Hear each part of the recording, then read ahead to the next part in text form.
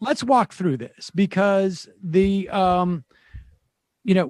Democrats have certainly said, I mean, even more so prior to the election, prior to the so-called insurrection, that democracy is under serious attack by the Republican Party, by Donald Trump, by I don't really perceive that much of a difference between those two. Give me let's just start with your assessment as to it's clear that, well, let's start with your assessment of that. Take it at face value and your assessment of their analysis. Sure. Well, I mean, I think that, one can always leave some room for kind of hyperbole here. And, I'm a critic of a lot of the Democratic politicians that I cite in the piece, but I think that a lot of what they're saying is not exactly wrong in this case, at least if we're talking about the very concerted effort in voter suppression that's going on right now. And that has really spiked, kind of post-election and has really spiked this year. I'm not sure what the current figures are, but the Brennan Center for Justice has been logging. They've been kind of, tracking and keeping track of these bills that are being tabled at the state level, some of which have passed and some of which haven't. Which have these restrictive characteristics. Characteristics people will be very familiar with: expanded ID requirements, bans on same-day voting registration, limiting the use of mail-in ballots, things like that. Things that are, done and have historically been done under the auspices of kind of ensuring fairness, ensuring the sanctity of ballots and things like that. But everybody knows are really efforts to suppress the vote. And there have been a lot of these. There's really spiked. There was a 43% increase between, I think, the sort of third week of February, I think, and March the 24th. A 43% increase in these kinds of bills.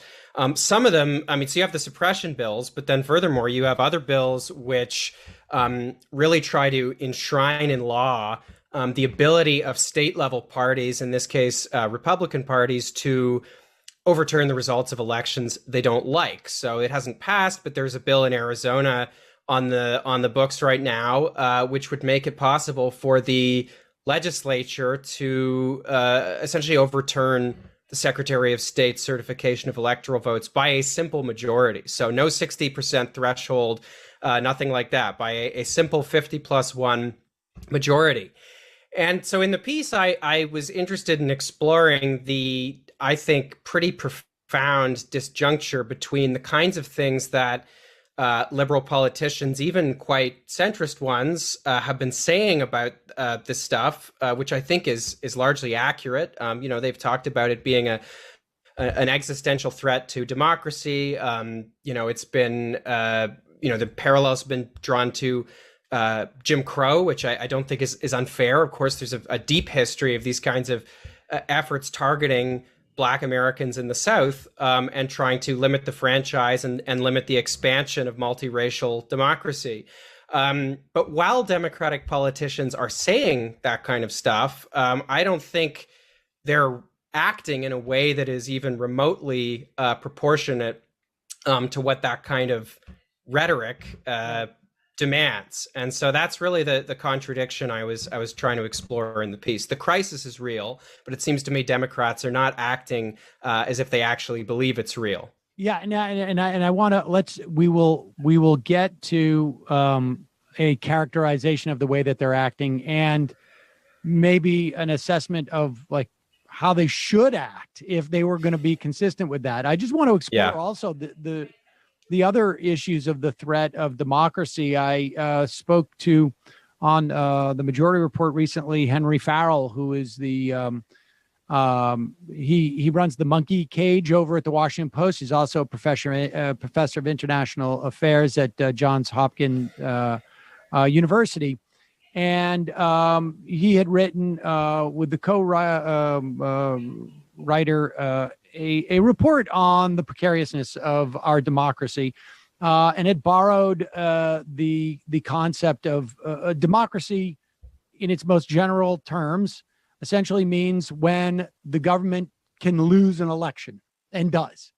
Yeah. And that's fundamentally what a democracy is. That's a pretty broad definition. It's not exactly a high bar, but there's a lot of latitude in there as to how responsive our government is, et cetera, et cetera. But the idea that a government which would have control of the mechanisms of elections can still lose one and step away.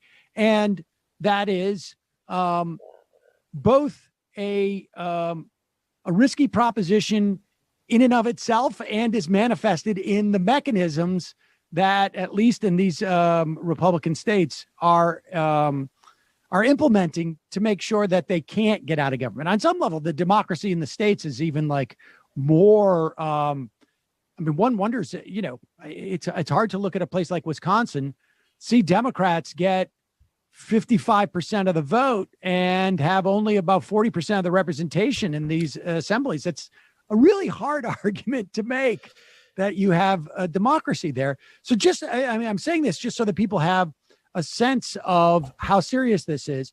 And do you think, before we get to sort of like the, actions being louder than words, do you think they're sincere in their words? I mean, when Democrats are talking about this way, and maybe ultimately it's not that relevant, but it's out of just curiosity. Like, has there been a change in tenor since Biden has won, or no? I mean, I just very hard to get into people's minds, but what's your sense of that?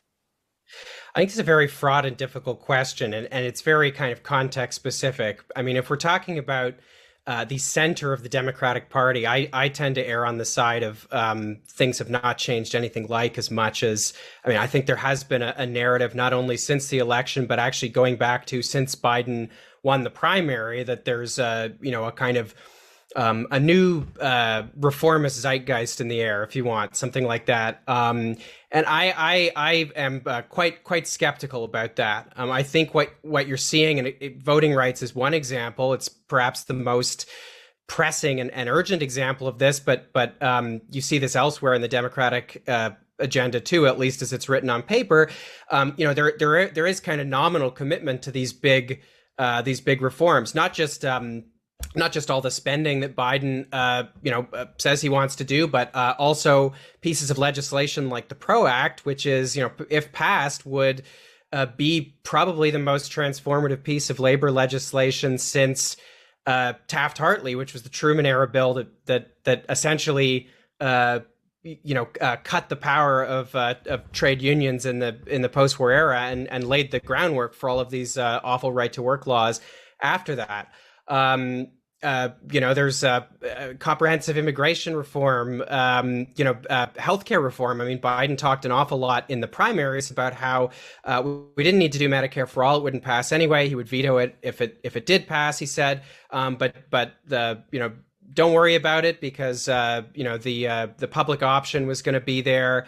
This was going to be the more sane and sensible option, which was going to be able to pass through the Senate. $15 minimum wage. The list goes on.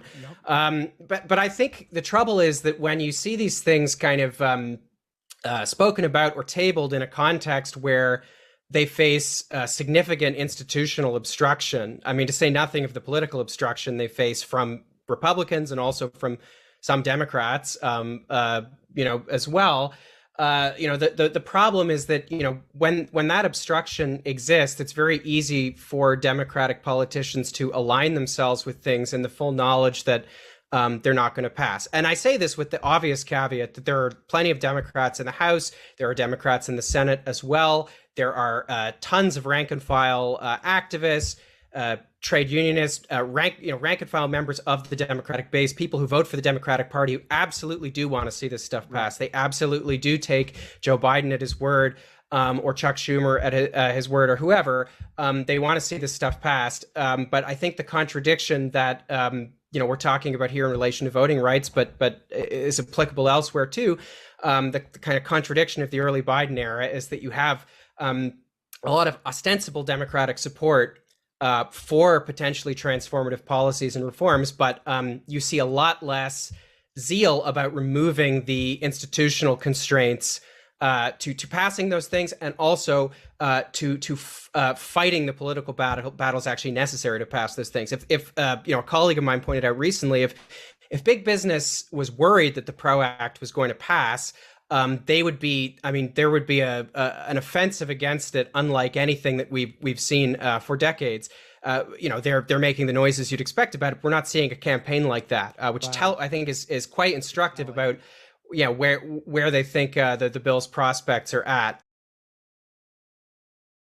Hi, I'm Sam Seder. You can watch the rest of this interview and more on our Peacock show, which streams at 5 p.m. weekdays on The Choice from Peacock TV.